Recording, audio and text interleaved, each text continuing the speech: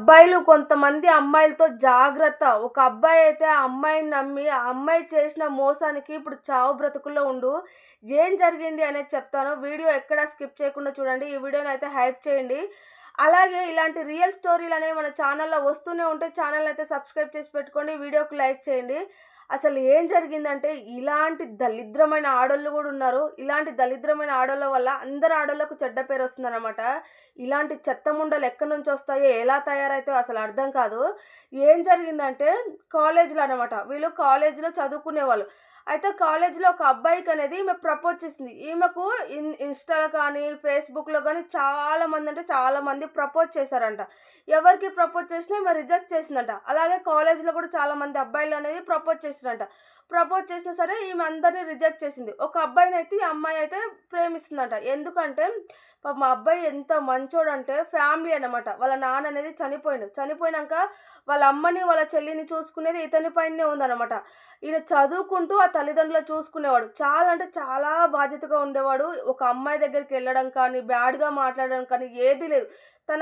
అంటే తన ఆలోచన మొత్తము చదువు పైన మాత్రం. చదువు, కుటుంబం ఇంతవరకే.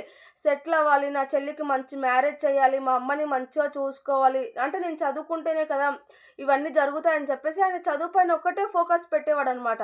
ఎవరిని పట్టించుకునేవాడు కాదు. చాలా అంటే చాలా బాగా చదువుకునేవాడు. ఎవరికి డౌట్ వచ్చినా కూడా క్లియర్ చేసేవాడనమాట. అంత మంచిగా చూసేవాడు. ప్రతి ఒక్కరు కాలేజ్‌లో మంచి అబ్బాయి, ఇలా ఉండాలి అబ్బాయి అంటే అనేసి ప్రతి ఒక్క అమ్మాయి కానీ, అబ్బాయిలు కానీ అనుకునేవాళ్ళు. మంచిగా మాట్లాడుకునేవాళ్ళు. అయితే ఈమె ఏం చేసిందంటే ఆ అబ్బాయిని కాలేజీలో లవ్ చేస్తుంది. అయితే లవ్ చేసినప్పుడు కొన్ని అంటే అది చెప్పలేదు. ముందుగానే చెప్పలేదు. ఒక 2 ఇయర్స్ ఏమో ఆగిందంట. ఆగిన తర్వాత చెప్పిందంట. అంటే ప్రపోజ్ చేసింది. అది గూడా ఎలా? ఇప్పుడు నిజంగానే నీకు ప్రపోజ్ చేయాలి, ఆ అబ్బాయి నీకు ఇష్టం ఉంటే ఎక్కడైనా ఏదైనా ఒక ప్లేస్‌లోకి తీసుకెళ్ళో, లేదంటే ఎక్కడనో దగ్గర చెప్పాలి. ఈమె ఏం చేసింది కాలేజీలనే అందరి ముందల అంటే వాళ్ళ కాలేజీలో ఎంతమందైతే అమ్మాయిలు, అబ్బాయిలు ఉన్నారో అందరి ముందల అనేది ప్రపోజ్ చేసిందంట. ఈ అబ్బాయికనేది ఆ అమ్మాయి పైన 1% కూడా ఎలాంటి అంటే ఫీలింగ్స్ లేవు. అంటే ఎప్పుడూ నార్మల్‌గానే చూసేవాడు. ఏదైనా డౌట్స్ ఉంటే క్లియర్ చేసేవాడు. అంతే. ఈయనకేందంటే ఫస్ట్ వాళ్ళ కుటుంబం పైననే అంత నా కుటుంబాన్ని చూడాలి, నా చెల్లికి మంచి మ్యారేజ్ చేయాలి. ఇదే తన ఆలోచన. అయితే 1% కూడా ఎలాంటి అమ్మాయి మీద ఫీలింగ్స్ లేవు కాబట్టి ఎంబడి అంతమంది ముందల రిజెక్ట్ అని చేసేసాడనమాట. ఆ ఒక్క సెకండ్ కూడా ఆలోచించలేదు.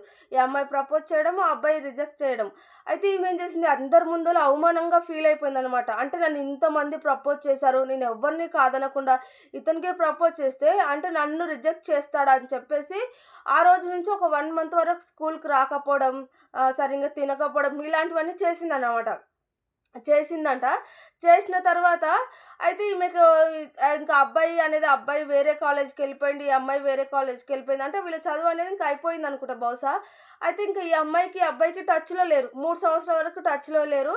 అయితే ఈ అమ్మాయి లైఫ్ ఈ అమ్మాయి, ఈ అబ్బాయి లైఫ్ ఈ అబ్బాయిది. ఇంకా వీళ్ళ మధ్యలో ఎలాంటి కాంటాక్ట్ గానీ, ఎప్పుడు మాట్లాడుకోవడం గానీ ఏది లేదు. కంప్లీట్‌గా ఎవరిది వాళ్ళు చూసుకున్నారనమాట. అయితే 3 సంవత్సరాల్లో ఈ అబ్బాయి అనేది కొంచెం సెటిల్ అయ్యాడనమాట. సెటిల్ అయ్యి వాళ్ళ చెల్లికి పెళ్లి చేశాడు. మంచిగానే ఉంది. ఓకే. ఇప్పుడైతే కొంచెం బాగా సెటిల్ అయ్యిండు.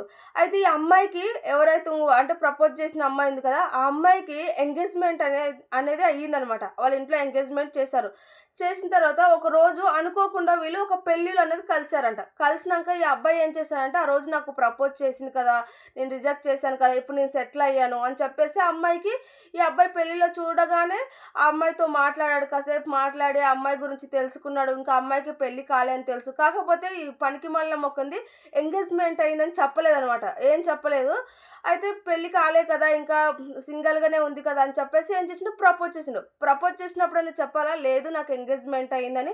లేకుండా ఎంబడే యాక్సెప్ట్ చేసింది. మరి ఆ అబ్బాయి రిజెక్ట్ చేసినప్పుడు అందరి ముందర అవమానంగా ఫీల్ అయినప్పుడు ఈమె ఏం చేయాలి? రిజెక్ట్ చేయాలి కదా!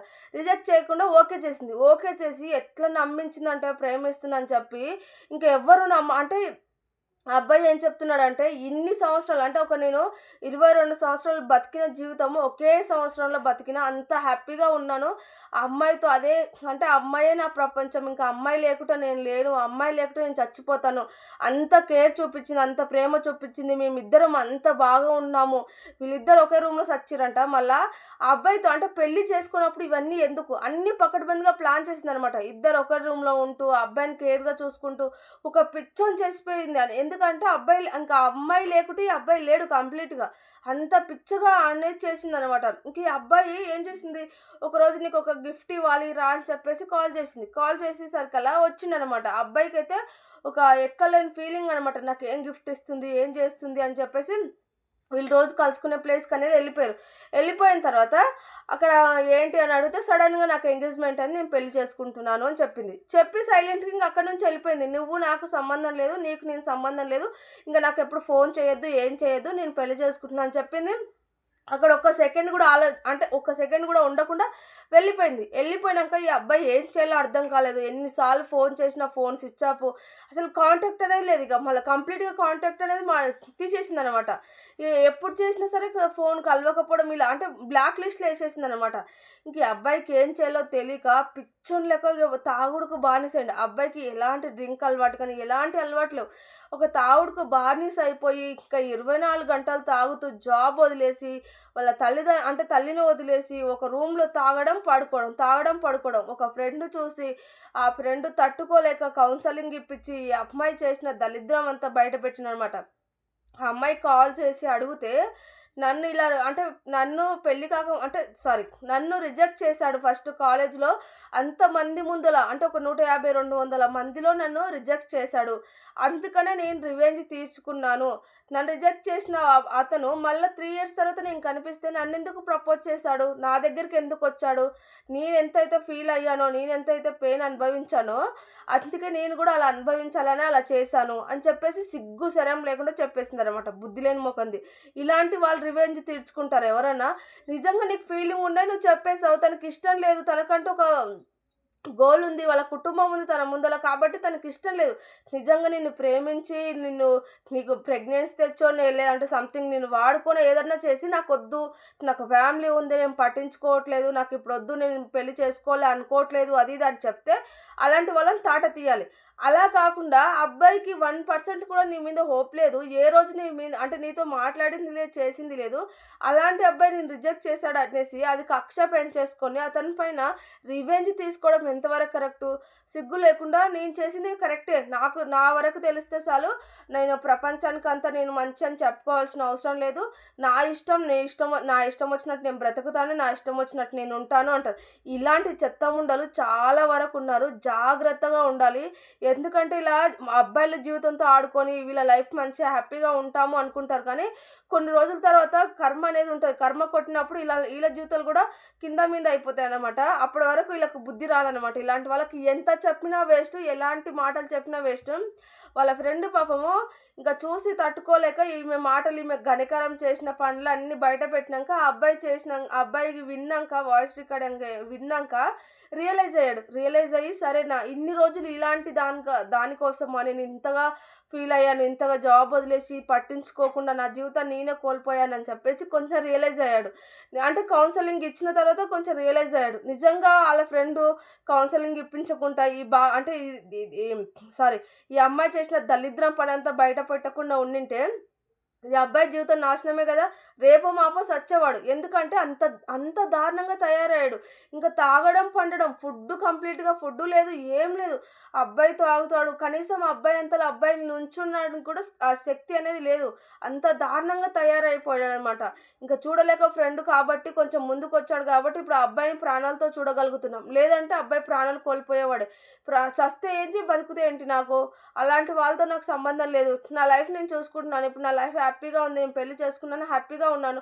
నాకు ఒకరితో సంబంధం లేదని మాట్లాడుతుంది. ఇలాంటి పనికిమాలిన ముండలు ఉన్నారు కాబట్టి ఇలాంటి వాళ్ళతో మాత్రం ఖచ్చితంగా జాగ్రత్తగా ఉండాలి. అందరు అమ్మాయిలు ఇలా ఉంటారు అని నేను చెప్పట్లే. కొంతమంది వేస్ట్ అంటే ఇంక ఎన్ని మాటలన్నా వేస్ట్. ఇలాంటి వాళ్ళని ఎన్ని మాటలు తిట్టినా వేస్టే. కానీ ఇలాంటి చెత్త ముండలు ఉంటారు కాబట్టి ఇలాంటి వాళ్ళ దగ్గర మాత్రం కొంచెం జాగ్రత్తగా ఉండాలి.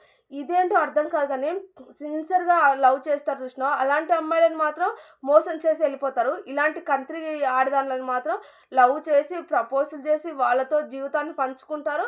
వాళ్ళు మోసం చేయగానే ఇలా చావడానికి సిద్ధంగా అవుతారు. మరి అదేంటో అసలు అర్థం కాదు. సిన్సియర్‌గా లవ్ చేసినోళ్ళని మాత్రం పట్టించుకోరు. ఇలాంటి పనికిమాలిన దానిలో ఇంకా పడుతూ దేకుతూ ఉంటారు. మరి ఇట్లాంటి అబ్బాయిలు ఎట్లా దొరుకుతారో మరి అసలు అర్థమే కాదబ్బా! కాబట్టి కొంచెమైతే జాగ్రత్తగా ఉండండి.